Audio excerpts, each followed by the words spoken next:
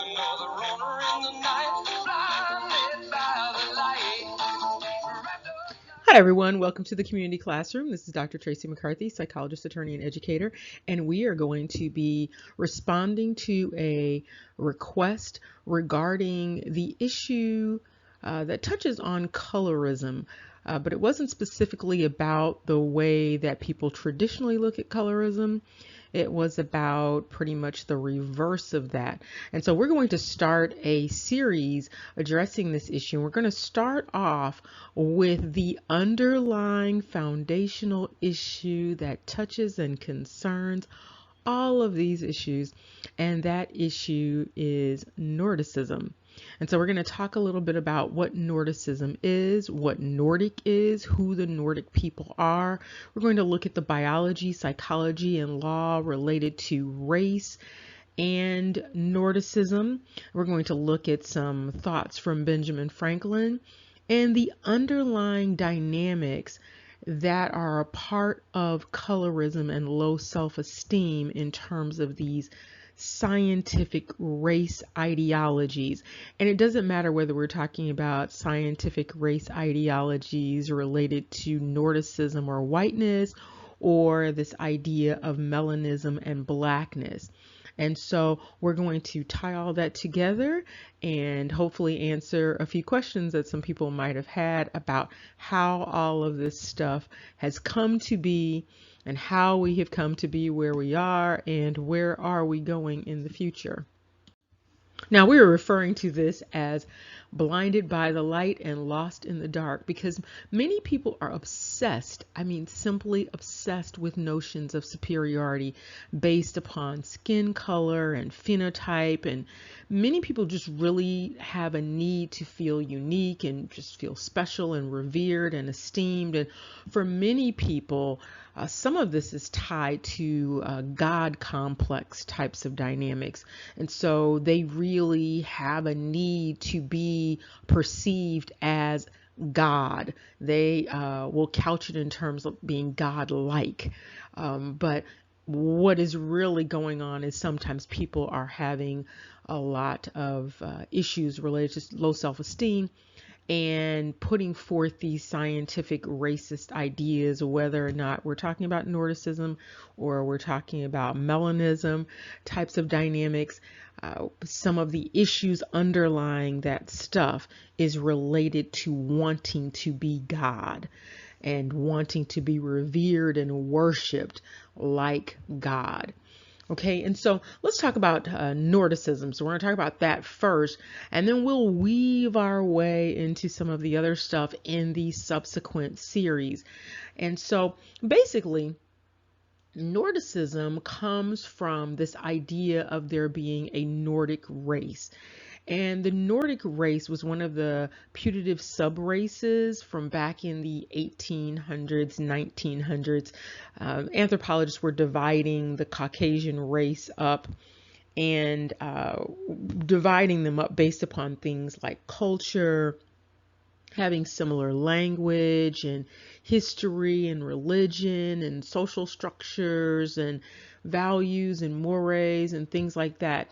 And so what they postulated was that the Nordic people, who are found primarily in North Europe, the North Atlantic, Norway, Denmark, Sweden, Finland, Iceland, Greenland, Scandinavia area, that those people were a particular culture, and they were a particular subdivision of the Caucasian race. And so scientific racism that's related to Nordicism was based on this idea that that particular group is manifested by very light skin, straight, very blonde hair, very light or blue eyes, and a long, slender kind of body, and a long, narrow head, thin lips, and a straight, thin nose.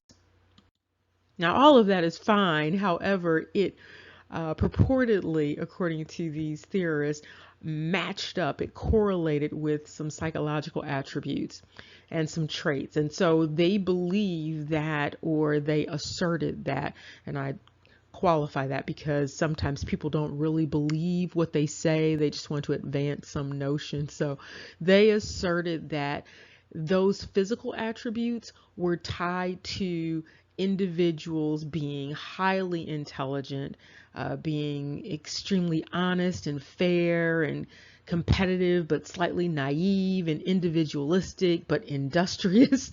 And so all of these sort of positive attributes that they believed or asserted went along with looking a certain way.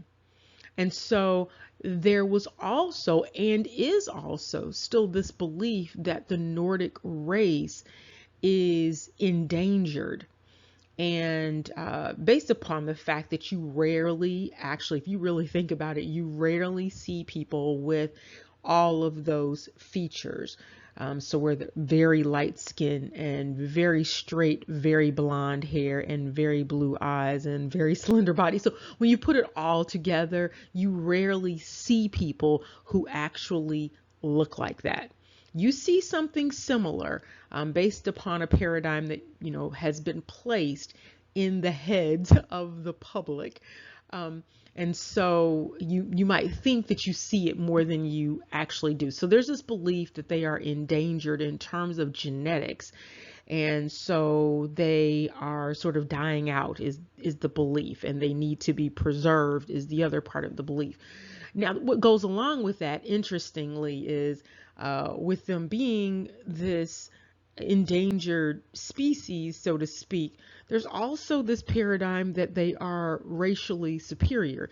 And so you can see how when people start getting blinded by the light and lost in the dark, they will start to have theories that don't hang together. And so if someone is racially superior, they should not also be just biologically endangered. But this is the theory, okay? And so Nordicism also, if you recall, it greatly influenced past immigration and naturalization laws. And some people might even say that it's influencing those laws and policies today. And so in the past, there was a practice of excluding groups that did not come from areas that were considered Aryan, from the Aryan race.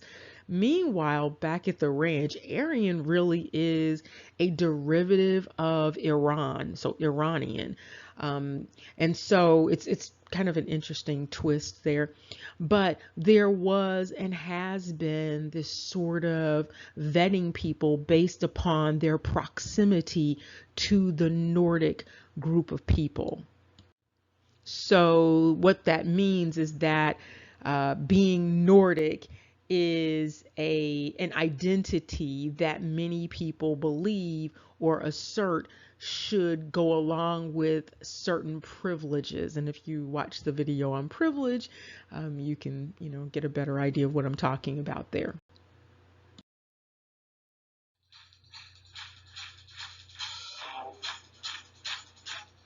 Okay, so without there being any scientific basis for his theory or his desires, Benjamin Franklin really gives a really salient idea of this issue of Nordicism. And so when he was talking about migrating and settling the new world, in other words, stealing people's land and encroaching on it, what he was saying was that he believed that only certain people should be allowed to immigrate into the new world, into what is now America. And so one group that he was particularly concerned about were the Germans. Now, of course, when you think about things like Hitler, you might think about Germans as all having blonde hair and blue eyes, with the exception, of course, of Hitler. But back then, German people, by and large, did not have blonde hair and blue eyes when he was talking. And so they were considered to be swarthy. And not only were they considered to be swarthy, their customs, their culture varied, what he thought, significantly from the Anglo-Saxons. And so he went through this very detailed explanation about who should be allowed into America and who should not be allowed based upon skin color. And he was, very good at delineating all of this so that you can see how he was thinking. And it also gives some insight not only to his ideas about Nordicism, but it gives you a historical understanding of what the cultural groups look like at that time versus what we see now. And so, around that time, there was still the issue of the black nobility still being there and prominent. Don't ask what happened to them, but they were there and prominent. And so they aren't there anymore. As far as we know. So anyway, so he goes on to say, he's describing, all of the different groups, and he says Africa is black or tawny. And we're going to look at what tawny looks like. And Asia, chiefly tawny. And then he says, America exclusive of the newcomers, wholly so. So, the Americas were, in his estimation, the Americans that he had seen were tawny. And then he goes into talking about the Spaniards and the Italians and the French and the Russians. And most people can probably imagine that those people were brownish or tannish, based upon what they tend to look like today.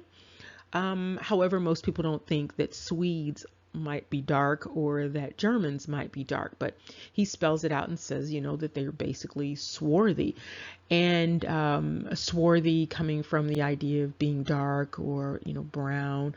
And so one of the things that he mentioned, which is very interesting, is he's, fantasizing about, these beings out in space looking down onto Earth, and why should America be tarnished with darker people when lighter Nordic people like himself, could be placed in the Americas to shine for those outer space beings.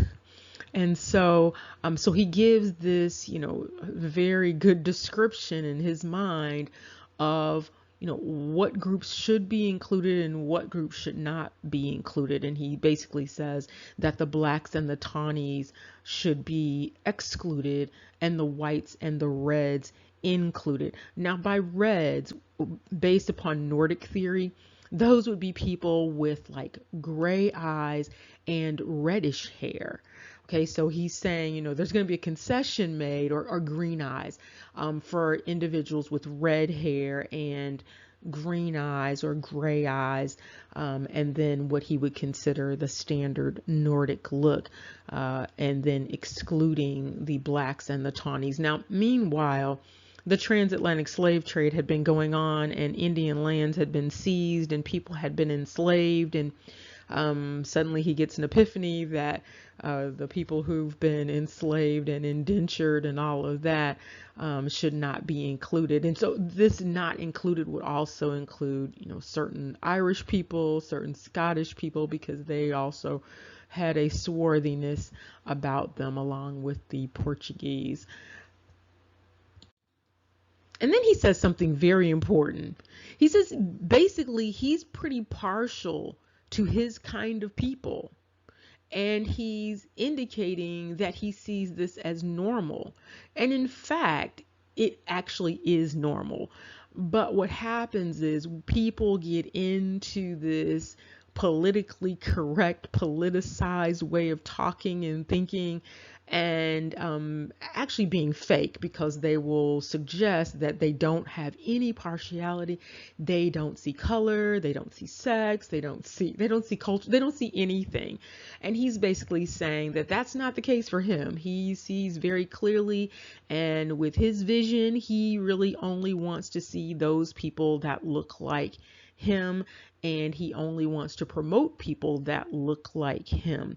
And he is correct. People do normally do that. People do tend to be in a mode of self-preservation, and self-preservation tends to look like trying to preserve those with whom a person feels an affinity. And that affinity could be along various dimensions. It could be women, it could be men, it could be people from Minnesota, so it could be any number of things in terms of that affinity. It could be your own countrymen or countrywomen.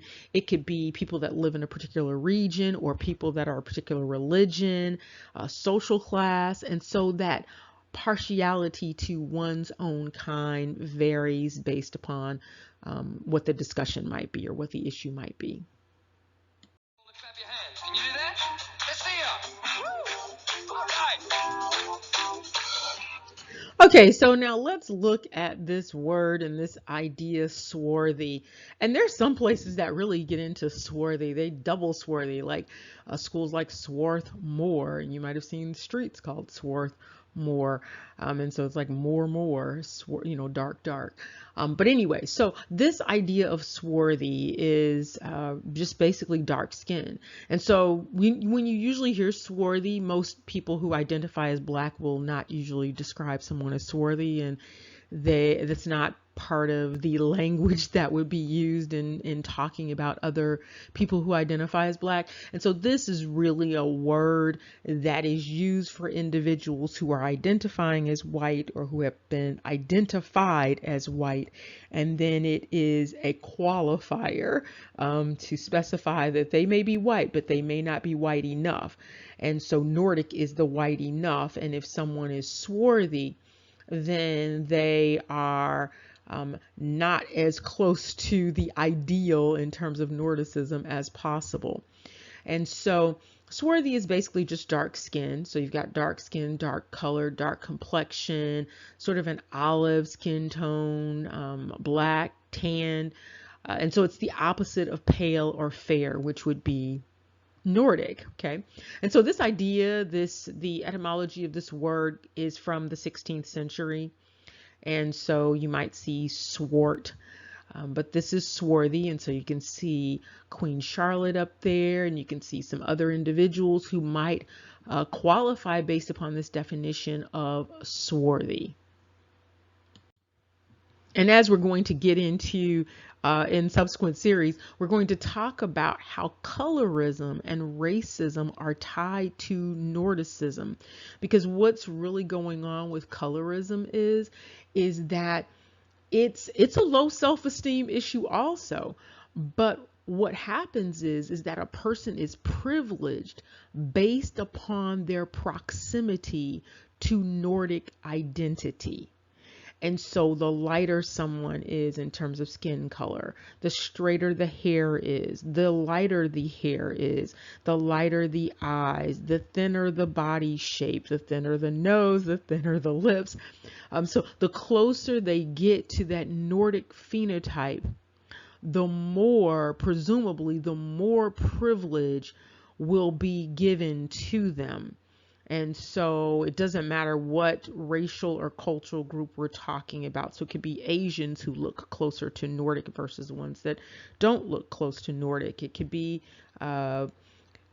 people who identify as Black or African. Those ones that are closest to Nordic will be presumably afforded privileges based upon that proximity to Nordic, in contrast to those who are darker.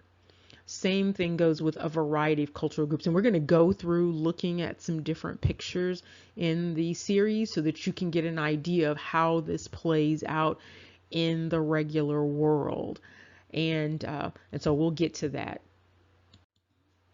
And so one thing to remember with this idea of colorism and Nordicism is that the people who are lighter but who are not Nordic are not necessarily feeling high self-esteem simply in their own skin. They are feeling high self-esteem that is related to low self-esteem, because that high self-esteem, if they feel it related to being lighter, is really tied to them understanding that they have not fit into this paradigm of perfection that is postulated by Nordicism, but they are closer to this racist ideal than someone else. And so it's a really weird dance where their low self-esteem is what they base their high self-esteem related to their color on.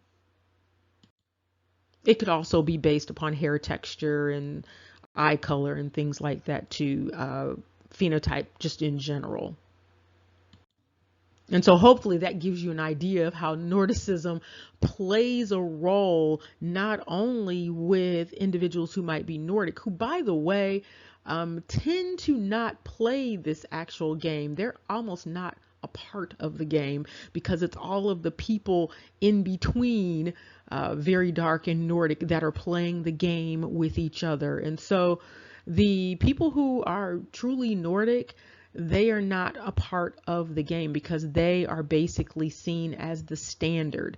And so they don't really have to do anything to sort of hold people down, because all of the people who are in the middle, you know, those who have brunette hair and those who have curly hair and those who have caramel colored skin and those who have bronze skin, all of those people are playing the game and doing the dance in order to keep the oppression dynamic going on. So the Nordic people are almost pretty much out of the game, and all of the other people are really implementing and maintaining this process. And yes, that includes other quote unquote people who identify as white, because many of the people who identify as white, particularly in the United States, they actually had to give up their culture in favor of race. So they had to give up being Irish. They had to give up being Polish. They had to give up being Italian, and instead place all of their chips under the umbrella of whiteness. And because whiteness in this paradigm is what was going to be privileged. And so it wasn't Nordicism per se that was going to be privileged. It was whiteness that was going to be privileged. But the umbrella for whiteness really expanded. And it's so large at this point now that a couple of people on the screen, actually all of the people on the screen, depending on where they're coming from and whatever paradigm they've got going on, they might all identify themselves as white, simply because of the privileges that they believe are going to be coming with that identity of whiteness. But what is considered the true white would be those who are Nordic. And those are the ones who are usually not even in the race, so to speak.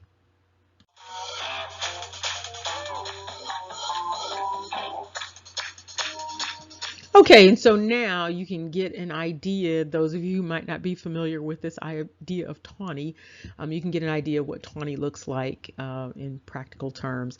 And so tawny is basically sort of an orange brown or yellowish brown color. And you might see tawny in terms of hair color. And so we've got two examples of tawny hair on the screen. And then you can see sort of the gradations there of the different types of tawny. So you've got a little light tawny in terms of that little palette. And you've got it going all the way to darker tawny. And then you can see with some different skin colors.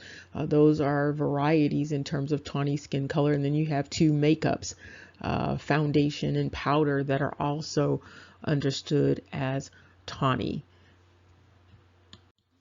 And so this gives you an idea of what Benjamin Franklin was saying he didn't really want any more of in the Americas. And so basically perhaps wanting to push the tawny people even further out so that they would not be seen by these beings from outer space who were going to be beaming down on the Americas.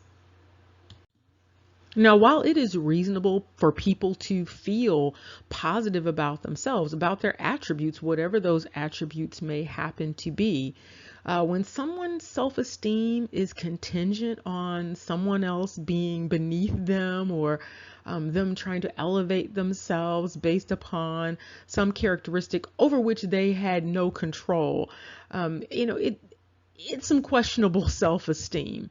If you can't just feel good in and of yourself and allow others to feel good in and of themselves, and if your self-esteem is contingent upon someone else feeling bad, and you elevating yourself at the expense of others, then there is a problem. But just basically feeling good about who you are, how you look, your features, your skin color, your hair type, all of that, and even admiring that in others, people who look like you, finding pleasure in that. That's fine. If you only want to marry or be with someone who basically looks like you in terms of phenotype, that's fine. The problem comes when someone wants to oppress or denigrate another group of people simply because they don't look like them or they don't function like them. And you can even flip this around when you're talking about darker skin. There is an interesting paradigm going around now that's basically the flip of Nordicism. And, it involves a lot of that God complex type of thing. People believing that they are God based upon having melanin, not just made in the image of God, but God.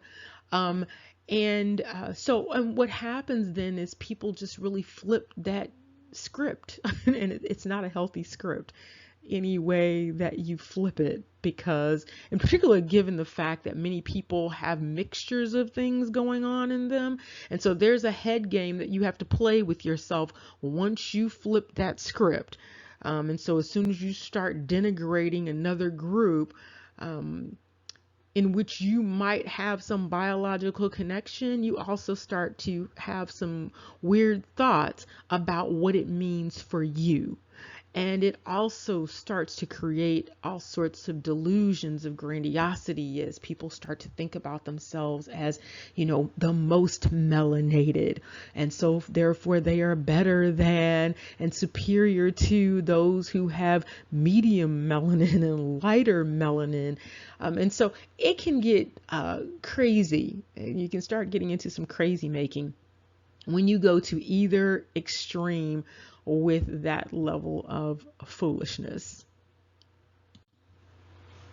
It would be interesting to find out about this idea of Nordicism and the extent to which it is perhaps tied to the dynamics of the Moors being in and subjugating Europe. And so I wonder if in many ways this might be the flip of what might have been going on then. Maybe there was a supremacy type of dynamic related to skin color, not sure, related to having browner skin color, and you had this opportunity to flip the script, and the script has been flipped. One of the things that Pastor Jeremiah Wright said, he used to be the former president's pastor.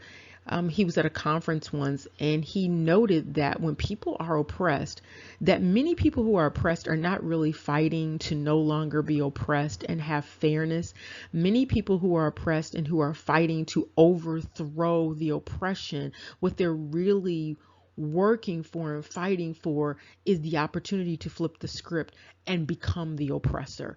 And so those individuals sit around fantasizing about, if they were enslaved, they sit around fantasizing about the day when the enslavers will be enslaved by them, or the day when the oppressors will be oppressed by them. And so they're really not that invested in a fair society. They really do believe in those unfair dynamics. They just simply don't like it when they're on the bottom, but they actually believe in, so if they believe in, dark being supreme, they actually, sort of believe in the dynamics that are going on with narcissism. They just simply wish it was them. And the same thing might happen if those who are Nordic are on the bottom. They might sit around fantasizing about flipping that script and the day when they will be on top. But they are generally, many people who do this sort of thing, they are not really thinking about fairness. A society is not going to be any better once they are in charge. And so flipping the script doesn't really do anything but just sort of flip the degree of ridiculousness. And so it's going to be ridiculous either way if you've got people who have those sorts of notions going on about being oppressed or being the oppressor, and that there's no other way than someone must be oppressed, or someone must be supreme, or someone must be God, or someone must be a peon. And so hopefully this gave you an idea of this issue of Nordicism. This is a good introduction to what we're going to be talking about as we continue on. We're going to give you some examples of how this actually plays out in practical terms. Remember, knowledge is power. Take care and see you soon.